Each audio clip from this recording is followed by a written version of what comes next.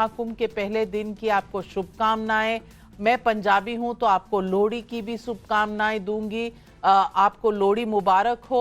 लेकिन सवाल ये पूछूंगी कि ये धर्म से इतना कष्ट क्यों होता है समाजवादी पार्टी को। आप कहते हैं कि जो पाप कर रहे हैं वही डुबकी लगाने जाते हैं, तो आपने तो सिर्फ पुण्य ही किए होंगे जीवन भर, जो डुबकी का ख्याल नहीं आया। और वहां जितने 1.5 करोड़ लोग आज गए वो सारे पापी ही होंगे, चाहे वो जिस भी पार्टी को के समर्थक हों या ना हों, वो सारे पापी होंगे। दूसरी बात, आपको याद यही आता है कि रोटी बहुत जरूरी है। रोटी जरूरी है, लेकिन धर्म जरूरी नहीं है क्या? इसीलिए क्या अयोध्या नहीं गए कभी? ये धर्म से इतने कटे कटे आप क्यों रहते हैं? आज पब्लिक का सवाल यही है। नाविका जी, आपको नमस्कार। मैं एक हिंदुस्तानी हूं। आपको लोहड़ी की भी बहुत सारी शुभकामनाएं, और पहला दिन है महाकुंभ का, इसकी भी आपको बहुत सारी शुभकामनाएं, क्योंकि मैं अपने आप को हिंदुस्तानी मानता हूं। दूसरी बात, आपने कहा कि गर्व से कहो हम हिंदू हैं। मैंने आपको बोला, स्वामी विवेकानंद जी ने कहा था शिकागो में, खड़े होकर बोला था कि मैं जिस देश से आता हूं, जिस धर्म से आता हूं, वहां उस देश में, उस धर्म में सनातन सभी धर्मों का सम्मान करता है, सभी का आदर करता है। हम तो बाहर आए, बाहर से परेशान हुए लोग भी हमारे देश में आते हैं, जिनको हम शरण देते हैं, उनका भी सम्मान करते हैं, उनका धर्म का भी सम्मान करते हैं। हम वो लोग हैं जो कभी नफरत की राजनीति नहीं करते। हम प्यार की भाषा जानते हैं। जिस देश के अंदर में सांप्रदायिकता, कट्टरपंथी पैदा हो जाते हैं, वो देश नाश की तरफ जाता है, उन्नति की तरफ नहीं जाता है। ये स्वामी विवेकानंद जी ने बोला था, और हमें पूरा विश्वास है कि इसको आप समझ गए होंगे। क्योंकि सवाल ये नहीं है, सवाल ये है कि जिस तरह की बात की जा रही है, अगर किसी तरह की कोई बात अगर समाजवादी पार्टी के राष्ट्राध्यक्ष जी बोलते हैं, तो अच्छी बात यह है कि कम से कम आप उनका 100 बार नाम लेती हैं। आपके वक्तव्य में कितनी बार श्री अखिलेश यादव जी आए, इसके मतलब कि उनकी कही हुई बात का कुछ मतलब तो है। कहीं ना कहीं उनकी कही हुई बात से भारतीय जनता पार्टी परेशान तो है। उन्हें लग रहा है कि समाजवादी पार्टी ऐसी पार्टी है जो धर्म का भी सम्मान करती है, व्यक्ति का भी सम्मान करती है, और समाज में जिस तरह की जरूरतें हैं व्यक्ति को, उसका भी बात करती है। उनके जरूरतमंद जो उनकी जरूरतें उसकी बात करती है, और जो जिसको हम कहते हैं ना कि जो असली मुद्दे उस पर भी चर्चा करती है। इसलिए हमने कहा धर्म हमारा राजनीतिक विषय नहीं है, धर्म मेरा आस्था का विषय है।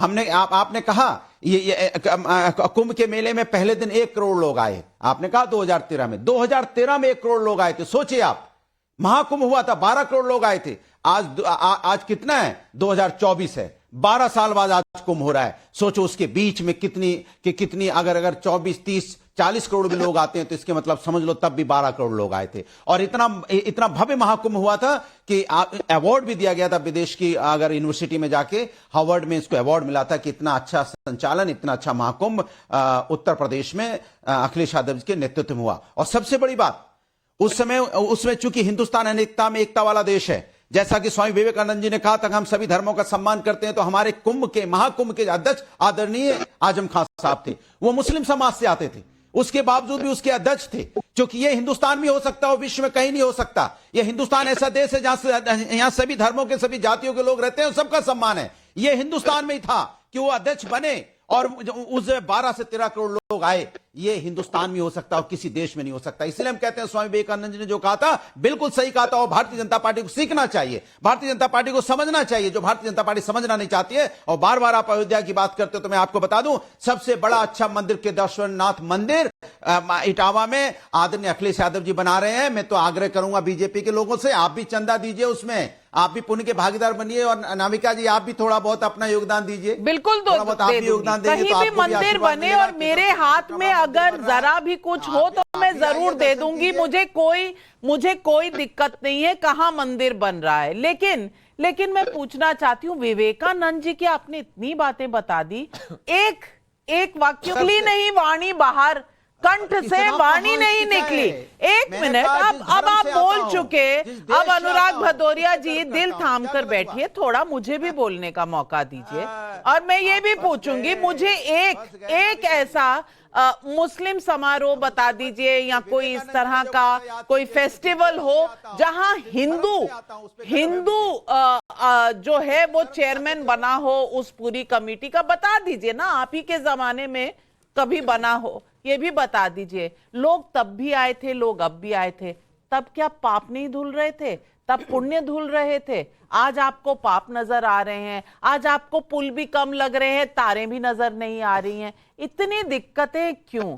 अब मैं पुराना कोई सीरियल की बात कहूंगी, क्या आप किसी भी टेलीविजन सीरियल की सास की तरह बातें कर रहे हैं, नुक्स निकाल रहे हैं, तो शायद गलत नहीं होगा, लेकिन प्रदीप भंडारी जी, इनको सब कुछ गलत क्यों नजर आ रहा है?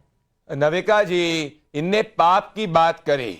जो लोग पापी हैं उनको महाकुंभ और दिव्य सनातनी महाकुंभ के संगम को समझ में नहीं आएगा। मैं इनसे कहना चाहता हूं, ये लोग पापी इसीलिए हैं क्योंकि ये प्रभु श्री राम के मंदिर में अभी तक दर्शन करने नहीं गए। ये लोग पापी इसीलिए क्योंकि जब ये महाकुंभ को ऑर्गेनाइज कर रहे थे, इन्होंने रामपुर के अंदर जौहर के कार्यक्रम में महाकुंभ के फंड को डाइवर्ट किया था। ये लोग पापी इसीलिए है क्योंकि सीएजी ने कहा था, इन्होंने महाकुंभ में 600 करोड़ से ज्यादा का घोटाला किया था। ये लोग पापी इसीलिए है क्योंकि आज अखिलेश यादव जी ने कहा, जो महाकुंभ में डुबकी लगाता है वो पापी, मतलब जितने भी साधु संत महाकुंभ में डुबकी लगा रहे हैं वो अखिलेश यादव जी के लिए अपने पाप धो रहे हैं। मतलब जो भगवा पहन के महाकुंभ में डुबकी लगा रहा है वो पाप धो रहा है। भगवा पहने वाले साधु संतों को इन्होंने पापी कहा। असली पापी ये लोग हैं क्योंकि ये लोग तुष्टीकरण की राजनीति करते हैं। इनको चिढ़ इस बात से है कि एक है तो सेफ है। आपके शो पे ये नहीं कह सकते जय श्री राम, आपके शो पे ये नहीं कह सकते कि गर्व से कहो ये हम हिंदू हैं, क्योंकि ये अपने आप को हिंदुओं को जातियों में बांटने की बात करते हैं। मैं इनसे कहना चाहता हूं, ये बड़ी बड़ी बातें कह रहे हैं, अगर इनकी नीयत साफ होती